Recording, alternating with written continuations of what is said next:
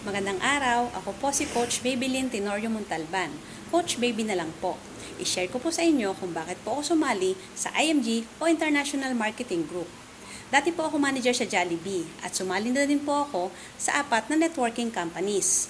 Maganda naman po ang trabaho ko at kumita din po ako sa networking. Kaya lang, nakalimutan ko po mag-ipon o mag-save mula sa sweldo ko o sa mga kinita ko. Nagtatrabaho na po ako mula 2001, pero wala po akong savings.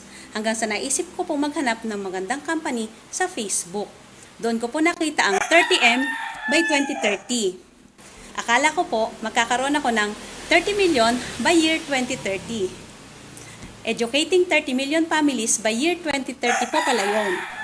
Umattend po ako ng webinar sa Zoom at doon na po ako nagsimula sa IMG, December 7, 2020. Nagkaroon na po ako ng savings sa mutual fund at may 63 benefits po ako mula sa IMG.